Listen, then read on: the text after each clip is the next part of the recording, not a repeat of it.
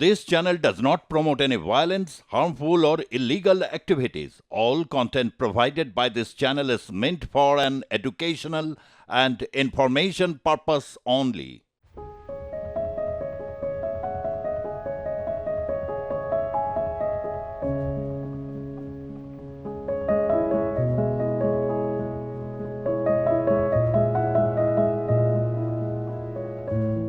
আমরা এখন পৌঁছে গিয়েছি হাওড়া শিবপুর, যাকে মূলত ট্রাম ডিপো, এবং যে বাড়িটার ছবিটা আপনারা দেখছিলেন এতক্ষণ, সেই বাড়িটার বয়স 130-এরও বেশি।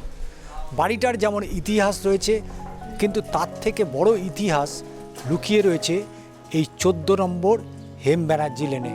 এবং বাড়ির মধ্যে কি কি ইতিহাস লুকিয়ে রয়েছে সেগুলো অবশ্যই আপনাদের দেখাবো। সঙ্গে চলুন এবং যতক্ষণ না শেষ হচ্ছে পুরো সময়টাই দেখতে থাকুন। আপনাদের আমরা কি কি জিনিস আমরা এই বাড়িটা থেকে বার করে আপনাদের দেখাবো।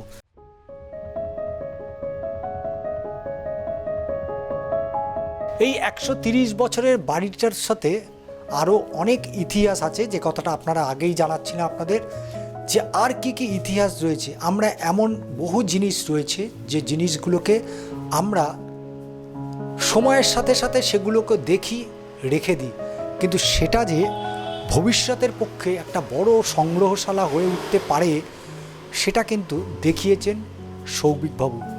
বাড়িটার যেমন ইতিহাস রয়েছে, সেই ইতিহাসের সাথে অবশ্যই তার সংগ্রহের একটা ইতিহাস জড়িয়ে রয়েছে, এবং কি কি সংগ্রহ রয়েছে সেগুলো অবশ্যই দেখাবো। এবং যতক্ষণ না আমরা আপনাকে সম্পূর্ণটা দেখাচ্ছি, অবশ্যই দেখতে থাকুন। কি কি আমরা সংগ্রহ করেও করিনি, কিন্তু সেই সংগ্রহটাই আজকে ইতিহাস। এবং অবশ্যই ইতিহাস এই কারণ বহু জিনিস বহু সময় আমার বা আপনারা যারা দেখছেন তাদেরও কিন্তু বয়সের থেকে অনেক বেশি পুরনো। এবং কি কি জিনিস রয়েছে অবশ্যই দেখব।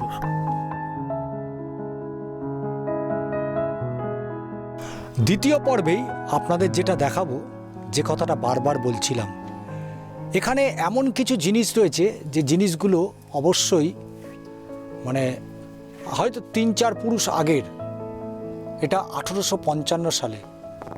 সেই 1855 সালে যে সময় মূলত বিভিন্ন গান বা ওই ধরনের যে স্ট্যাম্প ব্যবহার করা হতো, সেই প্যাথে স্ট্যাম্প, এটার বয়স দেখাচ্ছে 1855। এবং শুধু তাই নয়, এখানে দেখতেই পাচ্ছেন যে আগের দিনে মূলত যে পয়জেন, সে বিভিন্ন ধরনের পয়জেন যেমন রয়েছে, সেই পয়জেনও কিন্তু এখানে সংগ্রহশালায় রয়েছে। এবং কলকে, কত ধরনের কলকে যেমন রয় দেখতেই পাচ্ছেন, সেই কলকে এখানে রয়েছে শুরু থেকে এখনো পর্যন্ত সেই কলকে। এবং এই যে স্ট্যাম্প এখানে যেটা রয়েছে, অবশ্যই এই স্ট্যাম্পটা পাটনা ট্রামের স্ট্যাম্প। দেখতেই পাচ্ছেন সেই লেখা আছে, এই স্ট্যাম্প, সেটাও কিন্তু এই কালেকশন রুমে অর্থাৎ সংগ্রহশালায় আমরা দেখতে পাচ্ছি। আমরা দেখতে পেয়েছি যে সময় ইংরেজদের সাথে ভারতের যারা ব্যবসায়ী তারা ব্যবসা শুরু করেছিলেন, সেই সমস্ত কাচের যে শিশি, অর্থাৎ সেই সময় আমরা ছোটোবেলায় অনেকেই মোটামুটি যারা খেয়েছি, ওষুধ খেয়েছি, সেই সময় দেখবেন এই রকম দাগ অনুযায়ী যেমন বিভিন্ন রকম ওষুধ পাওয়া যেত, সেই শিশি এখানে যেমন রয়েছে। এখন অবশ্য এই রকম শিশি আপনারা দেখতে পাবেন বিভিন্ন যেখানে আতর বিক্রি হয় সেখানে। ট্রামের বিভিন্ন এখানে জিনিস রয়েছে যেগুলো সিটিসির, তার বিভিন্ন সংগ্রহ এখানে রয়েছে। এবং শুধু তাই নয়, এই রকম অসংখ্য স্মৃতি, শুধু না, অসংখ্য সংগ্রহ রয়েছে এই 14 নম্বর হেম ব্যানার্জি লেনে। এবং আরও যে জিনিসটা দেখাবো অবশ্যই আপনাদের নজর কাড়বে, সেই ছবিটাও দেখানোর চেষ্টা করব। একটু ভেতর দিকে যাব, তার কারণ এখানে এত জিনিস রয়েছে, কোনটা ছেড়ে কোনটা। নেতাজি সুভাষচন্দ্র বসুর এখানে ছবি রয়েছে একটা। নেতাজি সুভাষচন্দ্র বসু এই বাড়িতেও তিনি পা রেখেছিলেন। শুরুতেই আপনাকে বলেছি বাড়িটার যা বয়স সেই বয়সে অনেক ইতিহাস এখানে জড়িত। তার মধ্যে নেতাজি সুভাষচন্দ্র বসু তিনি এই বাড়িতে এসেছিলেন, মিটিং পর্যন্ত এখানে হয়েছে, এবং তার পাশাপাশি লালনের ছবি রয়েছে এখানে। লালনের ছবি 1744 তারিখ দেওয়া আছে, 1744, 1890। আরও অনেক কিছু রয়েছে যেগুলো অবশ্য আমরা ভাবতেই পারি না যে সংগ্রহশালা ঠিক কিভাবে হয়।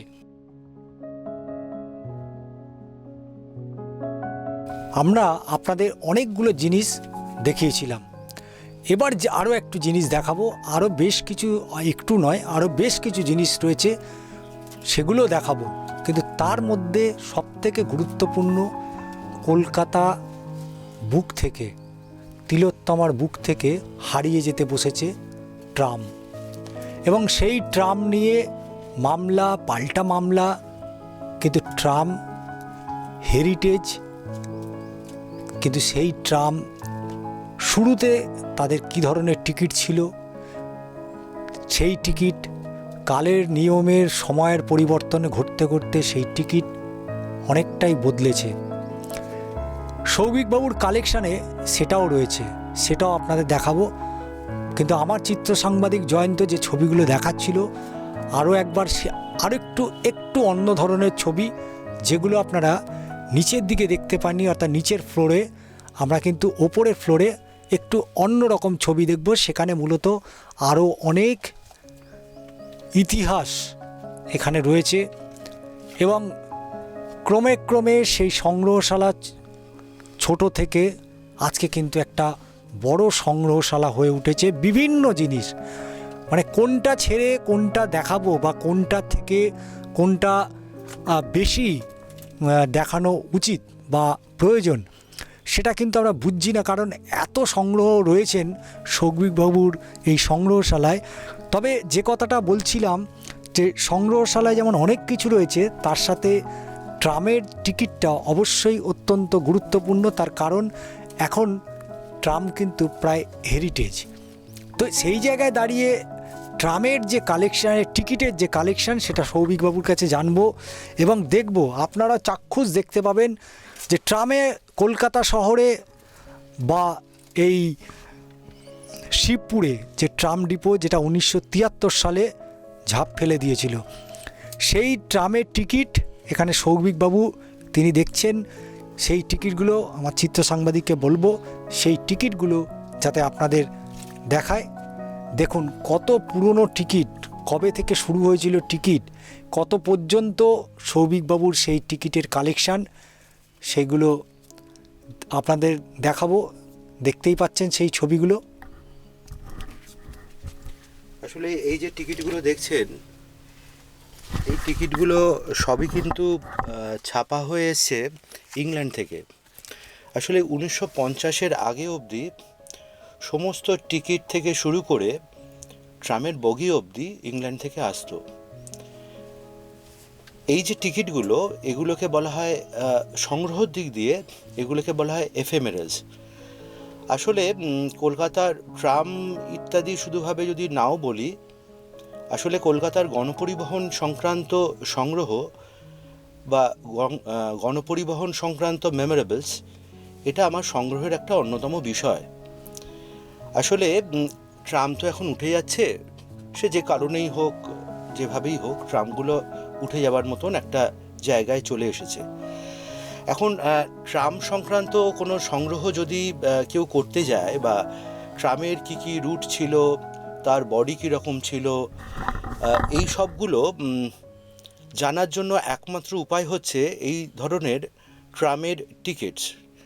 এগুলোকে আমরা বলি পাথুরে প্রমাণ, বা যাকে আমরা বলি স্টোন এভিডেন্স। কীরকম ধরুন, আসলে ধরুন ট্রামের টিকিট যে এই পরিবর্তন হচ্ছে, এটা কিন্তু শুধু টিকিটের পরিবর্তন নয়। আপনি যদি এইখানে ভালো করে দেখেন, তাহলে দেখবেন যে সমস্ত রুটগুলো দেওয়া আছে। ধরুন রুট নাম্বার 24, 29, 30, 31, বিভিন্ন রুট। যদিও এটা হচ্ছে 8 পয়সার টিকিট, 8 পয়সের টিকিট, বিভিন্ন ধরনের টিকিটের যে ছবিগুলো আছে, আসলে এই ছবিগুলো দেখলে একটা জিনিস বোঝা যায়। আপনি ধরুন দেখলেন যে হাইকোর্টে খুব বেশি মাত্রায় ট্রাম যাচ্ছে, আপনি দেখলেন আপার সার্কুলার রোডে বেশি মাত্রায় ট্রাম যাচ্ছে, তাহলে আপনি ধারণা করে নিতে পারলেন। ধরুন দেখুন ভবানীপুরে বেশি মাত্রায় ট্রাম যাচ্ছে, আপনি তাহলে একটা ধারণা করতে পারবেন যে ভবানীপুর এলাকায় বেশি মানুষ যাওয়া আসা করতো, হাইকোর্ট এলাকায় বেশি মানুষ যাওয়া আসা করতো। তাহলে এই একটা মাত্র টিকিট থেকে আপনি এই ট্রামের চলাচলটা পুরোটাই জানতে পারতেন। এটা থেকে আরও একটা জিনিস বোঝা যায় যে আমি এই যে এক্সাম্পল নিয়ে বলছিলাম, ধরুন ভবানীপুরের কাছে দেখলেন যে আপনি খুব বেশি মাত্রায় মানুষ যাচ্ছেন, তাহলে শহরের একটা পরিধি আর বিস্তৃতি সম্পর্ক আপনার একটা ধারণা হয়ে ওঠে। আসলে কলকাতা মানেই ট্রাম এবং ট্রাম মানেই কলকাতা, এই দুটো এমনভাবে অঙ্গাঙ্গিকভাবে আমাদের মধ্যে জড়িয়ে আছে। ফলত আমার দুটো পোর্শন ট্রাম সংক্রান্ত হয়, একটা হচ্ছে ট্রামের সংগ্রহ পোর্শন, আর একটা হচ্ছে ট্রামের অ্যাক্টিভিস্ট পোর্শন।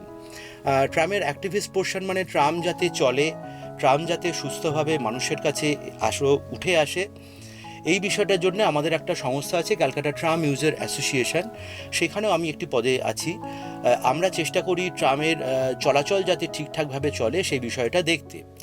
একই সঙ্গে সংগ্রহ আমার একটা বিষয়, যে কিভাবে কলকাতা ট্রামকে সংগ্রহের মধ্যে দিয়ে তুলে আনা যায়।